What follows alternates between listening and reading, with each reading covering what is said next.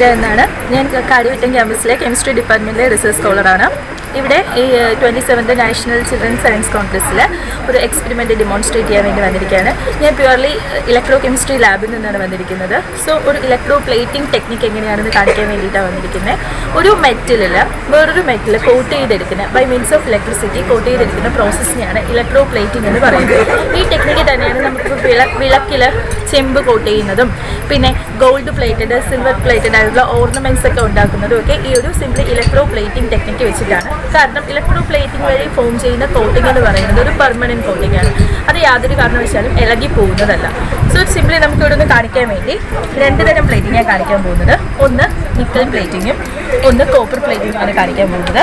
So nickel plate ചെയ്യാൻ വേണ്ടിയിട്ട് നമുക്കൊരു കോപ്പർ സ്ട്രിപ്പ് എടുക്കാം. കോപ്പർ സ്ട്രിപ്പ് ഒരു കാഥോഡായിട്ട് നമ്മൾ ഇലക്ട്രോലിറ്റിക് സെല്ല് ഫോം ചെയ്യുമ്പോൾ ഒരു കാഥോഡും ആവശ്യമുണ്ട്, ഒരു ആനോഡും ആവശ്യമുണ്ട്. സോ കാഥോഡായിട്ട് നമ്മളൊരു കോപ്പർ പ്ലേറ്റ് എടുക്കുകയാണ്. ആനോഡായിട്ട് സിംപ്ലി നമ്മളൊരു ഗ്രാഫൈറ്റ് ഇലക്ട്രോഡിനെയാണ് ആനോഡായിട്ട് എടുക്കുന്നത്.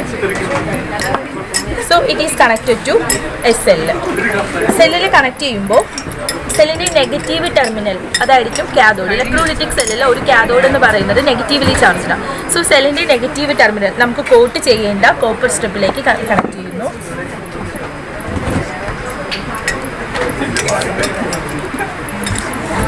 പോസിറ്റീവ് ടെർമിനൽ നമ്മുടെ ആനോഡായിട്ട് യൂസ് ചെയ്യുന്ന ഗ്രാഫൈറ്റ് റോഡിൽ കണക്ട് ചെയ്യുന്നു.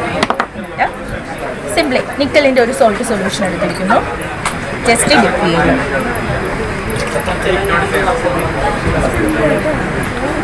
Takes little time only.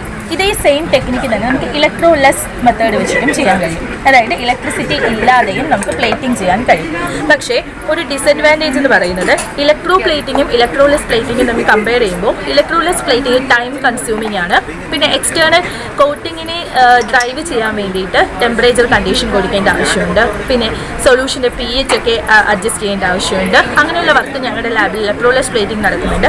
ഇത് സിംപ്ലി ഇലക്ട്രോ പ്ലേറ്റിംഗ്. നോക്കൂ, ആ കോപ്പർ സ്ട്രിപ്പിൽ നിക്കൽ പ്ലേറ്റ് ചെയ്തതായത് നിക്കൽ സോൾട്ട് സൊല്യൂഷൻ്റെ കളറ് അത് ഞാൻ ഇവിടെ ചേർത്ത് വെച്ചിരുന്നത് കൊണ്ട് ഈ ഒരു സർഫസ് ആയിരുന്നു മോർ എക്സ്പോസ്ഡ് ആയിരുന്നത്. സൊല്യൂഷൻ എക്സ്പോസ് ചെയ്ത സ്ഥലത്ത് നിക്കൽ പ്ലേറ്റിംഗ്. Thank you.